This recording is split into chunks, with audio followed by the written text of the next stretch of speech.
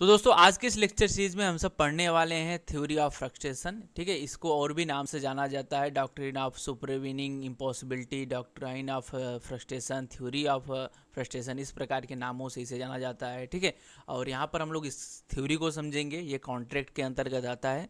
और इसके बाद में समझेंगे कि कौन कौन से इम्पॉसिबिलिटीज़ हैं, उसको भी जानेंगे, केस लॉ को भी देखेंगे। ठीक है, किस प्रकार की सिचुएशन होती है जिसके कारण हम संविदा करने में असमर्थ हो जाते हैं, और यह थ्योरी क्या है, सभी प्रकार की चीज़ों को यहाँ पर हम लोग डिस्कस करने वाले हैं बहुत ही ईजी वे में। तो चलिए आज की ये कमाल की लेक्चर से शुरू करते हैं। बाकी ये जिसको नोट्स लेना हुआ वो ले सकता है, बहुत ही ईजी वे में उनको उपलब्ध हो जाएगा। लिंक डिस्क्रिप्शन में है, जाकर के आप एक बार चेक कर लीजिएगा। चलिए फिर शुरू करते हैं। सब्सक्राइब करें ओमकार BLLB यूट्यूब चैनल को और इस बेल आइकन पर क्लिक करके ऑल वीडियोस वाला ऑप्शन आप सेलेक्ट कर लीजिए, ताकि आपको कमाल की एजुकेशनल और हेल्पफुल वीडियो का नोटिफिकेशन हमेशा मिलता रहे। चलिए साथियों, जान लेते हैं डॉक्ट्राइन ऑफ फ्रस्ट्रेशन या थ्योरी ऑफ फ्रस्ट्रेशन क्या होता है। थोड़ा सा ध्यान दीजिएगा, जब भी एग्जाम में जाइएगा आप देख लीजिएगा किस प्रकार की क्वेश्चन वहाँ पर पुटअप हो रहा है। ठीक है, और उसके बाद में आप आंसर लिखिएगा। ठीक है, तो आज की इस वीडियो में हम थ्योरी ऑफ फ्रस्ट्रेशन को पढ़ने वाले हैं। ये कॉन्ट्रैक्ट में बहुत ही एक इंपॉर्टेंट थ्योरी है। ठीक है, और इसके वजह से बहुत सारे कॉन्ट्रैक्ट नहीं हो पाते हैं, बट वहाँ पर कोई ब्रीच ऑफ कॉन्ट्रैक्ट नहीं होता है। ठीक है, इस प्रकार की चीज़ें इसमें होती हैं। थोड़ा सा देखिए क्या है ये चीज़ें। यहाँ पर हमने साफ साफ ये चीज़ें लिख दी हैं कि क्या है ये थ्योरी। ठीक है, इसके अंतर्गत, इस सिद्धांत के अंतर्गत यह कहा गया है कि अगर, ठीक है, यहाँ पर देखिए हमने हाईलाइट कर दिया है, अगर दो व्यक्तियों के मध्य किसी चीज़ को लेकर के संविदा या फिर आप कॉन्ट्रैक्ट बोल लीजिए होती है या फिर की जाती है, तो दोनों पक्ष संविदा को परफॉर्मेंस, ठीक है, यानी कि करना चाहते हैं, वो रेडी हैं, वो सभी तैयार हैं करने के लिए। बट यहाँ पर किसी कारणवश, ठीक है, जो कॉन्ट्रैक्ट उनका होने वाला था या फिर होगा, वो परफॉर्म नहीं हो पाता है। ठीक है, नहीं कर पाते हैं, तो इस प्रकार की जो भी घटना वहाँ पर घटित होती है जिसके कारण वो जो कॉन्ट्रैक्ट अपना परफॉर्म नहीं कर पा रहे हैं, वही थ्योरी ऑफ फ्रस्ट्रेशन के अंतर्गत आता है। ठीक है, जैसे कि मतलब कि मान लीजिए यहाँ पर हमने एग्जाम्पल भी लिखा है, मैं आपको यहाँ पर बता देता हूँ। वह घटना हो सकती है जैसे कि बारिश हो जाना, ठीक है, और यहाँ पर भूकंप आ जाना। यहाँ पर हमने लिखा है बारिश हो जाना, भूकंप हो जाना। इसी प्रकार से जैसे कि कानून के द्वारा रोक देना। ठीक है, कोई दंगा फसाद हो गया तो रोक दिया जाता है कि भाई आप नहीं जा सकते हैं, यहाँ पर नहीं जाना मना है। ठीक है, या फिर कोविड-19 में आप लोगों ने देखा कि 12 बजे के बाद लॉकडाउन लग गया, तो वहाँ पर फिर मतलब कि जिन लोगों ने नेक्स्ट डे या फिर उसके आने वाले दिन में जो भी कॉन्टेक्ट हुआ होगा वो तो रुक जाएगा ना, क्योंकि कानून द्वारा रोक दिया गया है। ठीक है, तो वो फ्रस्ट्रेशन ऑफ, ठीक है, वो थ्योरी ऑफ फ्रस्ट्रेशन के अंतर्गत चीज़ें आ जाती हैं, जो कि कॉन्ट्रैक्ट जो परफॉर्मेंस है वो रुक जाता है। वो जो कॉन्ट्रैक्ट का परफॉर्मेंस है वो बाद में किया जा सकता है। ठीक है,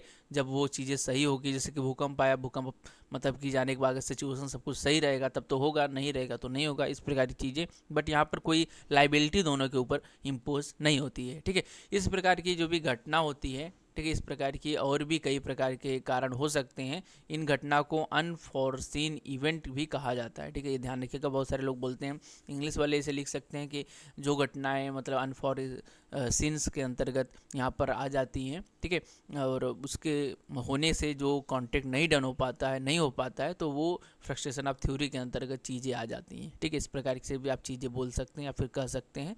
और यहाँ पर कहने का सीधा सीधा अर्थ यही है, जैसे कि कोई कॉन्ट्रैक्ट करने में कोई प्रॉब्लम उत्पन्न हो गई, ठीक है, कोई चीज़ें उत्पन्न हो गई। यहाँ पर हम सभी चीज़ें यहाँ पर भी बात करेंगे, कौन कौन से ऐसे प्रॉब्लम है वो यहाँ पर हमने टाइप के अंतर्गत लिख दिया है। या ये जो थ्योरी है वो दो प्रकार के यहाँ पर चीज़ों में डिवाइड है। यहाँ पर आप देख लीजिए, इसको हिंदी में बोलते हैं नैराश्य का सिद्धांत। ये ध्यान रखिएगा, मैंने उस स्टार्टिंग में नहीं लिखा था, यहाँ पर हमने लिखा है हिंदी में इसे बोलते हैं नैराश्य का सिद्धांत, और इंग्लिश में बोलते हैं थ्योरी ऑफ फ्रस्ट्रेशन। ठीक है, और ये जो थ्योरी है वो दो टाइप की होती है, दो प्रकार से इसको डिवाइड किया गया है। फर्स्ट है इंटेल इम्पॉसिबिलिटीज़, जो कि कभी संभव ही नहीं थी। इस प्रकार की चीज़ें, जैसे कुछ लोग होते हैं मजाक मजाक में बोल देते हैं, भाई मैं तुम्हें 10 रुपये दूंगा तो इस नहर में कूद जा, या फिर मैं तुम्हें 10 रुपये दूंगा, ये जो प्रॉपर्टी है मेरे को लिख दे, अभी तुम्हारे जेब में 1 रुपये होगा तो मतलब कि तो मैं क्या करूँगा, मैं ये जो मोबाइल है मैं तुमको दे दूंगा। ठीक है, इस प्रकार की बहुत सारे लोग मस्ती मजाक में, ठीक है, चैलेंज लोग करते हैं, तो वो सब चीज़ें इसके अंतर्गत आती हैं,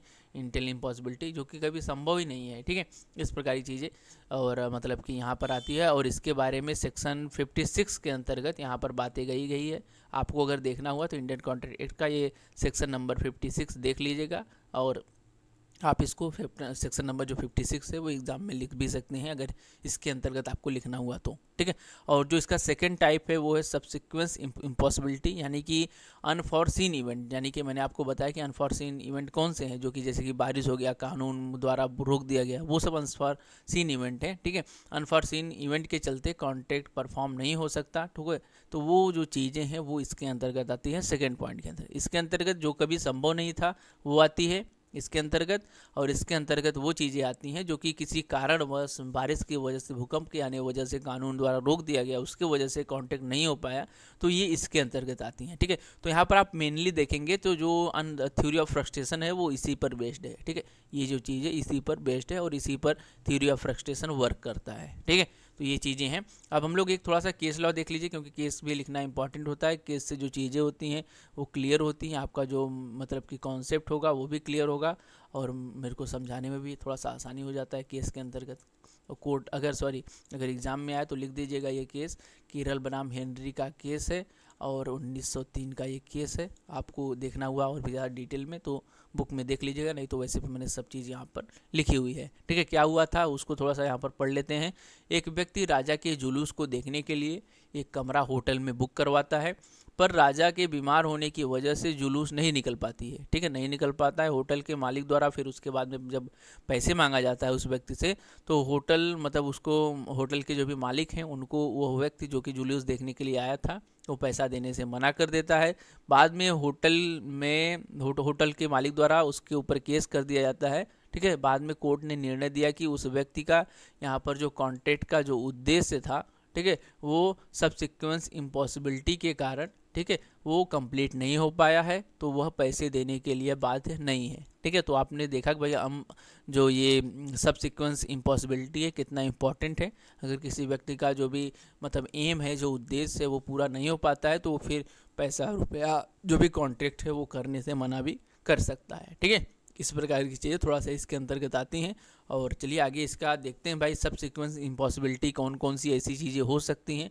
यहाँ पर हमने इम्पॉसिबिलिटी के अंतर्गत बहुत ज़्यादा हाईलाइटेड करके ये पॉइंट लिख दिया है, ठीक है। 3 ऐसी सिचुएशन होती है जो कि हम लोग अभी एक एक करके यहाँ पर पढ़ेंगे, ठीक है। यहाँ इम्पॉसिबिलिटी का अर्थ कॉन्ट्रैक्ट का परफॉर्मेंस ना कर पाने से होता है, ये थोड़ा सा ध्यान रखिएगा। जो ये इम्पॉसिबिलिटीज़ का अर्थ है वो कॉन्ट्रैक्ट के परफॉर्मेंस ना कर पाने के उद्देश्य को लेकर के यहाँ पर बताया गया है, ठीक है। और इम्पॉसिबिलिटी कुछ इस तरीके की हो सकती हैं जो कि हम लोग अभी एक एक करके यहाँ पर पढ़ने वाले हैं, ठीक है। कुल 3 प्रकार की यहाँ पर ज़्यादातर इम्पॉसिबिलिटी अभी तक देखी गई है और यहाँ पर कानून में इस प्रकार की इम्पॉसिबिलिटी को एक्सप्लेन किया गया है, ठीक है। तो फर्स्ट इम्पॉसिबिलिटी देख लीजिए, ठीक है। फर्स्ट इम्पॉसिबिलिटी है impossibility due to the change of any law. कोई कानून था जो कि परिवर्तित हो गया है, यहाँ पर हमने हिंदी में लिख दिया है कानून परिवर्तन के कारण जो असंभावना है वो उत्पन्न हो जाना, ठीक है।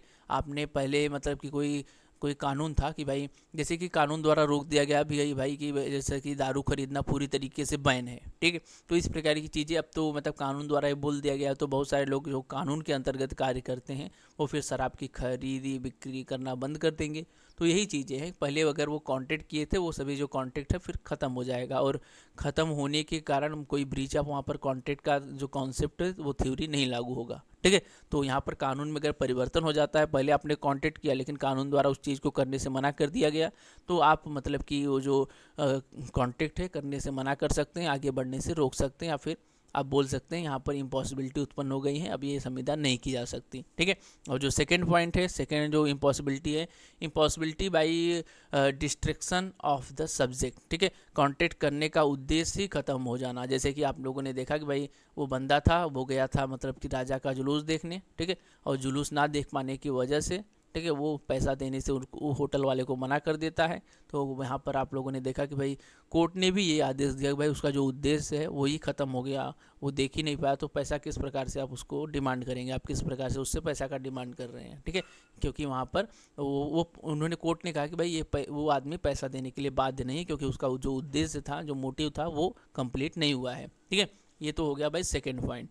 अब यहाँ पर जो थर्ड यहाँ पर पॉइंट आता है, इम्पॉसिबिलिटी जो आती है, वो यहाँ पर हमने लिखा है impossibility by capacity of person service, ठीक है। जैसे कि उस पर्सन की डेथ हो गई है, ठीक है, आउट ब्रेक ऑफ वार, किसी भी प्रकार का जो झगड़ा है, मार है, ठीक है, या फिर कंट्री का वार है वो उत्पन्न हो गया है, by order of the court, court के द्वारा कोई ऑर्डर ऐसा पास कर दिया गया है, ठीक है, जिसके कारण वो संविदा आगे नहीं बढ़ाई जा सकती है, ठीक है। जैसे कि मैंने आपको बताया कि भाई कोर्ट पूरी तरीके से बोल देता है बैन हो गया है शराब, कोई शराब की खरीदी बिक्री अब नहीं करेगा आज से, ठीक है। तो इस प्रकार की चीज़ें, कोई ऑर्डर आ गया, इसी प्रकार की और भी चीज़ें हो सकती हैं, कोई भी कानून आ सकता है। तो यहाँ पर अगर कानून के द्वारा इम्पॉसिबिलिटी उत्पन्न हो जाती है तो मैंने आपको बताया कि भाई जो कॉन्ट्रैक्ट है वो करने से मना हो सकता है, उसको रोका जा सकता है।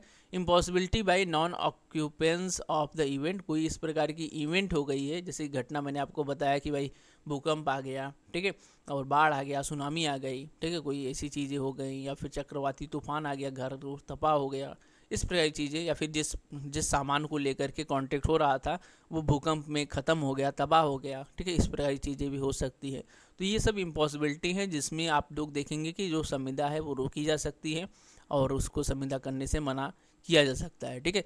तो आई होप आपको सभी चीज़ें समझ में आ गई होंगी, बहुत ही ईजी, बहुत ज़्यादा हार्ड तो नहीं है। बाकी एक बार आप नोट्स लेकर के जस्ट एक रिवीजन कर लीजिएगा, आपका जो भी कॉन्सेप्ट है वो क्लियर हो जाएगा, ठीक है।